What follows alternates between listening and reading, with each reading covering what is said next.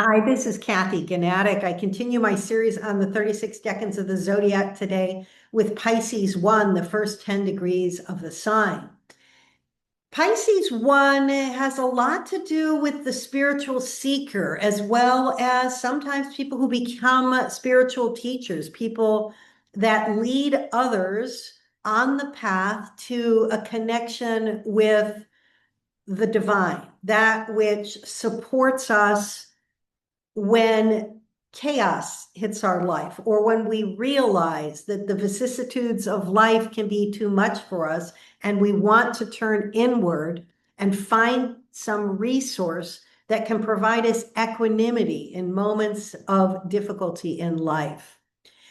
We see that the Eight of Cups tarot card, which very much resembles the card, the Hermit in the major arcana, is associated with this part of the zodiac, a turning away from that which sustains us in the material world toward the divine. That's the very beginning of Pisces, the sign. We'll find that in the Hermetic Qabbalah, Had, the number 8, or the 8th Sephirah, is associated with this decan. I'll talk about that. I'll also give you a couple of examples of people who have prominent planets in this part of the zodiac. Adyashanti, who's a famous non-dualistic teacher, as well as Ram Dass, another spiritual teacher. And yeah, I hope you enjoy the video. If you do, make sure to like and subscribe. I'm trying to grow my channel right now, and I'd really appreciate it. So I'll start off just talking about the sign of Pisces and the myth that's associated with it to ground us in the Pisces energy. First, just need to get back to the myth. There we go.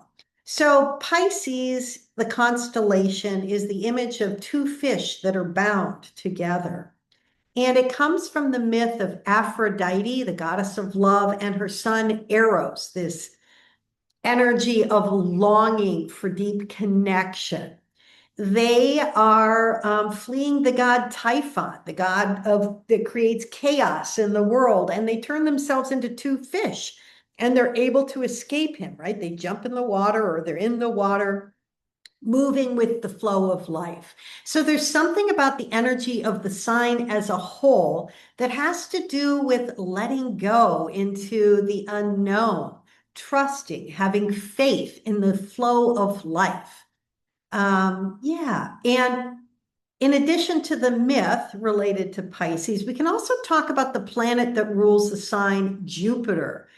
Jupiter is a planet of abundance, expansion, optimism, faith, trust, generosity. It's a warm energy of life. And then when we add that to being a water sign, which is about that flowing emotional intuition and depth, we get a real sense of the lovely expansive nature of the Pisces energy. It's also got a mutable quality, which means that it's adaptable and flexible and curious and changeable. So in general, Pisces can be sort of the positive side of Pisces, can be about this loving, open connection to something that's divine, but there's also a longing there. So there can be a shadow side to Pisces, as we all know. There can be sometimes a longing to merge with the divine that can feel a little bit painful at times for people who have Pisces energy. When we talk then about the decan, or the 10 degrees, that's the subject of this video today, right? The first decan, or 10 degrees of Pisces. We have to look at the planets that rule that part of the zodiac. In addition to Jupiter ruling the whole sign, we have Jupiter and Saturn ruling the decan. So Saturn in this part of the zodiac, in the first 10 degrees, brings a little seriousness to the energy of people who have points or planets here. Saturn's the planet about restrictions, limits, the god of death, the god of what's possible in the material world, the god who rewards commitment and hard work over a long period of time. There's a seriousness to Saturn, also a little bit of a heavy quality. And we see this reflected in the very notion of the tarot card that's associated with this 10 degrees. It's the Eight of Cups. And we see here a figure. He's got 8 cups that he's turning away from. The cups are all turned upright. There's abundance and optimism and things available to him in the material world. And he's turning his back, moving toward the mountaintop, toward a little bit of isolation and separateness from the rest of the world for the sake of connecting with something deeper. We see this happens at the moment of an eclipse. You see the eclipse over here on the left side of the card. Eclipses are moments of, you could say, a cosmic reboot. They can be, without explaining all of the philosophy behind it, the nodes of the moon are connected with the sun or the moon when an eclipse happens. And the nodes of the moon move in primary motion, which is the motion of God. So whenever we have eclipses, there's this moment where we get this opportunity, if we're sort of off the path, where things may fall into our life or leave our life as a way of reconnecting us with the deeper part of our soul's desire, getting us out of the ego connection, understanding that we're not in control. And so we see this energy here as well, kind of a cosmic reboot moment. We're separating from the known world of what's offered to us in the material world and moving to something deeper with this Eight of Cups card. I always like to bring in the Hermetic Qabbalah to also deepen our understanding of a Decan. And we can tell which number on the Tree of Life is associated with the Decan by looking at the tarot card. Here it was the Eight of Cups. So we're going to be talking about the Sephirah Had over here when we explore the Hermetic Qabbalah. And just to point out, the people that created the Rider-Waite deck were well aware of and brought in Hermetic Qabbalah symbolism when they created the deck. So this is also just an understanding that the correspondence is deliberate. So what is the Tree of Life? Well, it's this mystical diagram that represents the descent of divine inspiration into the material world. It's almost like the human body you can see there. And there's this lightning flash traces the flow of creative energy from divine source, Keter at the top, to the physical world, Malkuth at the bottom. This process illustrates how spiritual concepts take form and manifest in reality, connecting the divine to the earthly realms. When we look at Had and Pisces I, the number 8 on the Tree of Life, we see that Had is about the sphere of intellect, language, analysis, and reflection, the realm where experience is processed, named, and understood. So if we think about the Eight of Cups and we think about the first decan of Pisces, there's something about getting some distance, the capacity to observe.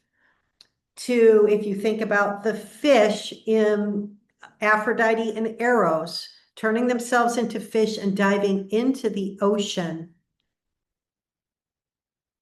as an expression of getting some connection to the deeper divine, right? And so with the Eight of Cups, there's something that was once emotionally fulfilling and it's left behind. We're separating from that in order to get some distance and observe and see what's left for us when we're out of that material energy. Is there anything that's underneath that? Had's quality is discernment through understanding, the ability to step back, name loss, and choose clarity over attachment. And in Pisces, this manifests as quiet withdrawal, spiritual reassessment, and the willingness to walk away from illusion. So the very beginning of Pisces is that moment when we're separating and beginning to observe. When we get deeper into Pisces, we're actually in the water, connecting more deeply with that depth. But the beginning of Pisces is actually like the aha recognition, there is something else. And that's how you get spiritual teachers who connect people with the divine. They're able to teach and observe the reality of something deeper and share it with other people who are on the beginning of a path. And that's what we're going to see with Adyashanti and Ram Dass, that's part of their function in this world, is to name this energy, identify it for people so that they're able to connect with it. The figure in the Eight of Cups turns away from what's built, seeking something unnamed but necessary. This is Hod's lesson. Wisdom sometimes requires departure, and understanding begins when we acknowledge what is no longer enough. We're also going to see this with Adyashanti and Ram Dass. They both left behind pursuits in the material world for the sake of discovering and sharing this connection with the spiritual. So let's talk about, I just wanted to also connect or give you a deeper understanding of the Eight of Cups by talking about the Seven of Cups, which is the last decan of Scorpio. Scorpio's the water sign that's before Pisces. And if we look at the Seven of Cups, this is a moment people with points or planets in this part of the zodiac are exploring all of their desires, all the things that may feed them in the material world. And what's the meaning of that? How do they sometimes lead to illusions and fantasies? So we know that, for example, people on the spiritual path oftentimes point out the illusory nature of things that seem to satisfy us in the real world. It's not that we shouldn't have desire for, fancy cars, I don't know, but for great food or deep connection physically with other people, or a drive for ambition in the world. It's not that those are bad things, but there's something about when we get caught in those as if they're going to satisfy the deeper spiritual longing, when we identify with those desires as if they're going to give us something lasting. That's where the problem begins, because life is a constant movement and flow and letting go. That's what Buddha taught. And so when we move from Scorpio 3 to Pisces 1, we're sort of making the decision, or perhaps coming to the realization that what satisfied us doesn't really satisfy, that there's something deeper that wants something more than just all these material things. So we're going to move toward the divine. I'm repeating myself a little bit, but some of this is always a little bit difficult to explain. If you're talking about the divine, it really is about the unknown.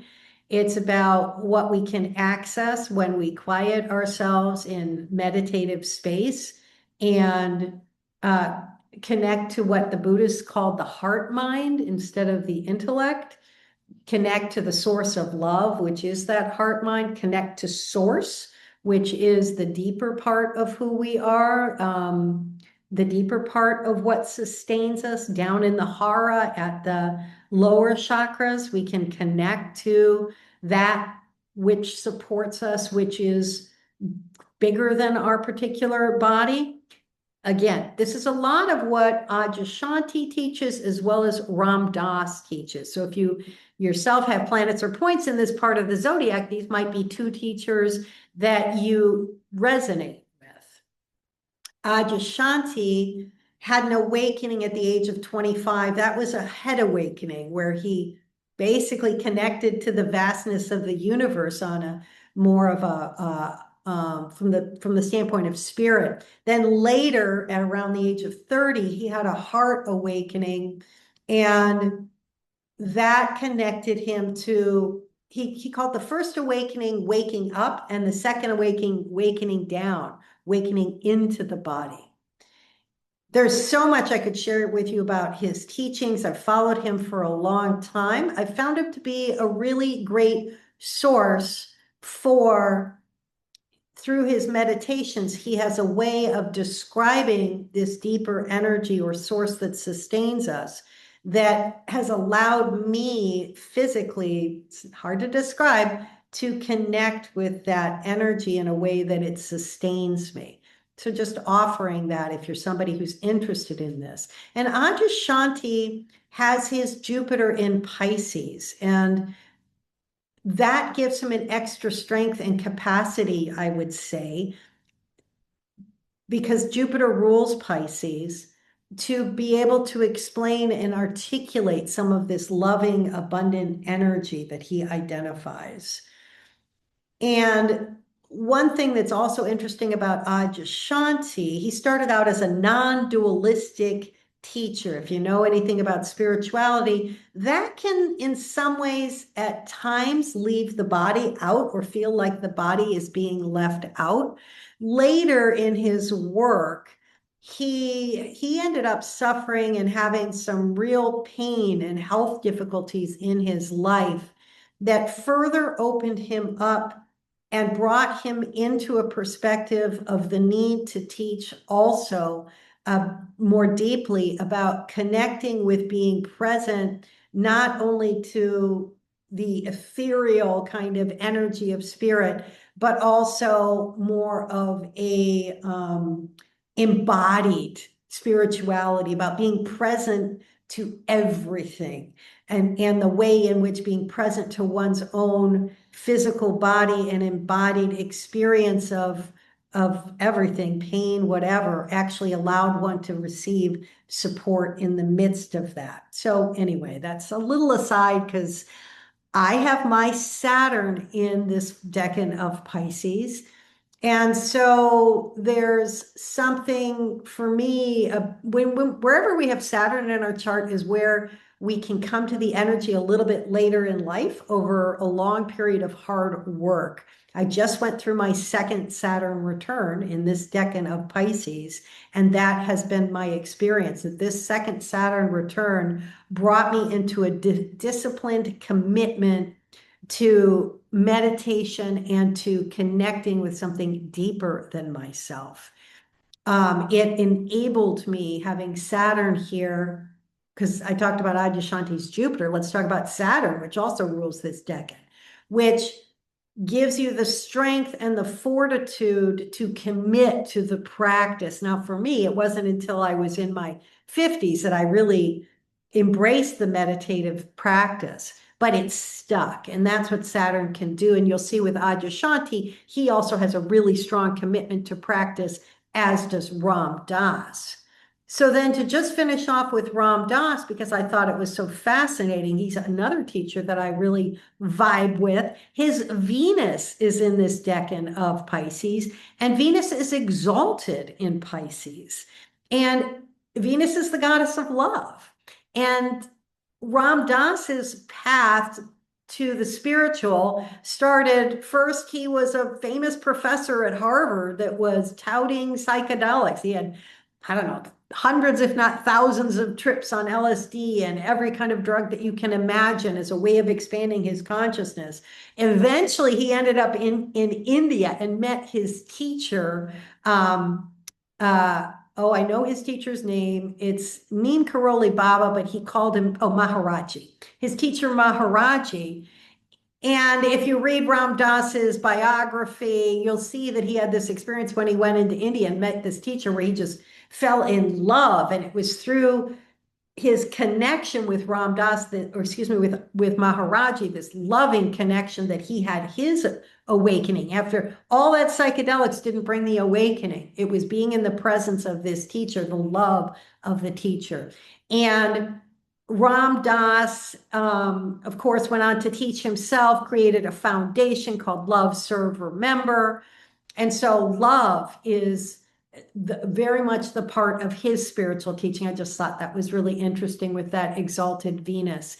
And, like the Eight of Cups, he walked away from, like the guy in the Eight of Cups who's walking away from all that he can have in the world, that spiritual, that material abundance. Ram Dass grew up in a wealthy family, became very wealthy, had all this status and position. He walked away from that Boom, he got fired from Harvard, but it's because in part he wouldn't let go of what he was doing. But he walked away from that, and part of his path was struggling with and working with his desire and letting go of that. That's again in his biography. So that was a lot, but this is one of my favorite Decans, I have to say, because it's been so, especially as of late, has been such a big deal for me. So I hope you enjoyed the video. If you did, it'd be great if you could like and subscribe. And I'll see you soon as we explore Pisces II. Thanks.